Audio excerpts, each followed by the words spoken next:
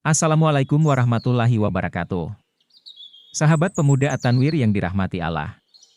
Berjumpa lagi di konten cerita inspirasi Islami. Kali ini kita akan mengisahkan tentang masuk Islamnya sahabat mulia Abu Dzar Al-Ghifari. Ia adalah salah satu sahabat Nabi yang utama, yang hidupnya sangat sederhana. Sebelum lanjut mohon tekan tombol subscribe dan nyalakan notifikasinya agar tidak ketinggalan kisah-kisah inspiratif selanjutnya.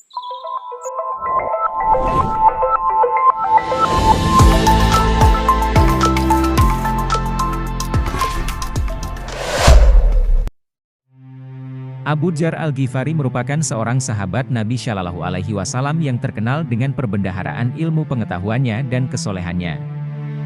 Ali radhiyallahu anhu berkata, mengenai Abu Dzar radhiyallahu anhu. Abu Dzar ialah penyimpan jenis-jenis ilmu pengetahuan yang tidak dapat diperolehi dari orang lain. Ketika dia mulai mendengar kabar tentang kerasulan Nabi Shallallahu Alaihi Wasallam, dia telah mengutus saudara lelakinya menyelidiki lebih lanjut mengenai orang yang mengaku menerima berita dari langit. Setelah puas menyelidiki, saudaranya pun melaporkan kepada Abu Dzar bahwa Nabi Muhammad Shallallahu Alaihi Wasallam itu seorang yang sopan santun dan baik budi pekertinya. Ayat-ayat yang dibacakan kepada manusia bukannya puisi dan bukan pula kata-kata ahli syair. Laporan yang disampaikan itu masih belum memuaskan hati Abu Dzar. Dia sendiri keluar untuk mencari kebenarannya.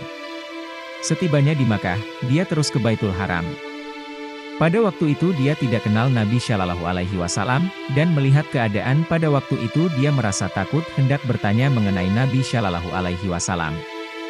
Ketika menjelang malam, dia dilihat oleh Ali radhiyallahu anhu. Oleh karena ia seorang musafir, Ali terpaksa membawa Abu Dzar ke rumahnya dan melayani Abu Dzar sebaik-baiknya sebagai tamu. Ali tidak bertanya apapun dan Abu Dzar tidak pula memberitahu Ali tentang maksud kedatangannya ke Makkah. Pada keesokan harinya, Abu Dzar pergi sekali lagi ke Baitul Haram untuk mengetahui siapa dia Muhammad. Sekali lagi Abu Dzar gagal menemui Nabi karena pada waktu itu orang-orang Islam sedang diganggu hebat oleh orang-orang kafir musyrikin. Pada malam yang kedua, Ali membawa Abu Dzar ke rumahnya. Pada malam itu Ali bertanya, "Saudara, apakah sebabnya saudara datang ke kota ini?" Sebelum menjawab, Abu Dzar meminta Ali berjanji untuk berkata benar. Kemudian dia pun bertanya kepada Ali tentang Nabi Shallallahu Alaihi Wasallam. Ali berkata, "Sesungguhnya dialah pesuruh Allah. Esok engkau ikut aku dan aku akan membawamu menemuinya. Tetapi awas, bencana yang buruk akan menimpa kamu kalau hubungan kita diketahui orang. Ketika berjalan esok, kalau aku dapati bahaya mengancam kita, aku akan berpisah agak jauh sedikit dari kamu dan berpura-pura membetulkan sepatuku. Tetapi engkau terus berjalan supaya orang tidak curiga hubungan kita." Pada keesokan harinya, Ali pun membawa Abu Dzar bertemu dengan Nabi Shallallahu Alaihi Wasallam. Tanpa banyak tanya jawab, dia telah memeluk agama Islam. Karena takut dia diapa-apakan oleh musuh, Nabi Shallallahu Alaihi Wasallam menasihatkan, supaya cepat-cepat balik dan jangan menghabarkan keislamannya di halayak ramai. Tetapi Abu Dzar menjawab dengan berani, "Ya Rasulullah, aku bersumpah dengan nama Allah yang jiwaku di dalam tangannya, bahwa aku akan mengucap 2 kalimat syahadah di hadapan kafir-kafir musyrikin itu." Janjinya kepada Rasulullah Shallallahu Alaihi Wasallam ditepatinya. Selepas ia meninggalkan baginda, dia mengarah langkah kakinya ke Baitul Haram di hadapan kaum musyrikin dan dengan suara lantang dia mengucapkan 2 kalimat syahadah. "Aku bersaksi bahwa tiada Tuhan melainkan Allah dan aku bersaksi bahwa Muhammad itu utusan Allah." Tatkala mendengar ucapan Abu Dzar itu, orang-orang kafir pun menyerbunya lalu memukulnya. Kalau tidak karena Abbas, paman Nabi yang ketika itu belum Islam, tentulah Abu Dzar menemui ajalnya di situ.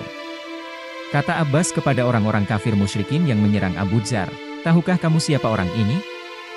Dia adalah keturunan Al-Ghifar.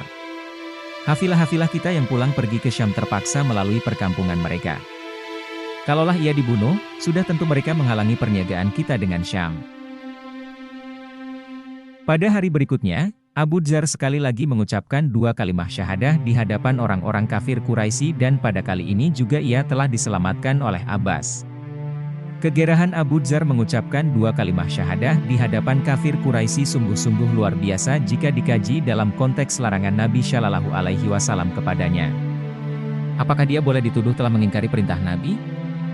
Jawabannya tidak. Dia tahu bahwa Nabi Shallallahu Alaihi Wasallam sedang mengalami penderitaan yang berbentuk gangguan dalam usahanya menyebarkan agama Islam. Dia hanya hendak menunjukkan kepada Nabi Shallallahu Alaihi Wasallam walaupun ia mengetahui, dengan berbuat demikian dia melibatkan dirinya dalam bahaya. Semangat keislamannya yang beginilah yang telah menjadikan para sahabat mencapai puncak keimanan dalam alam lahiriah serta batinnya. Pelajaran dari kisah di atas. Keberanian Abu Dzar ini selayaknya menjadi contoh kepada umat Islam dewasa ini dalam rangka usaha mereka menjalankan dakwah Islamiyah. Kekejaman, penganiayaan serta penindasan tidak semestinya boleh melemahkan semangat mereka yang telah mengucapkan dua kalimat syahadah. Sahabat pemuda At-Tanwir yang dirahmati Allah, semoga kisah masuk Islamnya Abu Dzar Al-Ghifari ini semakin memotivasi kita untuk tetap semangat dalam mendakwakan agama YG dibawa oleh Nabi kita Muhammad Shallallahu Alaihi Wasallam. Yang benar datang dari Allah serta kurangnya dari diri kami pribadi. Kita akhiri. Assalamualaikum warahmatullahi wabarakatuh.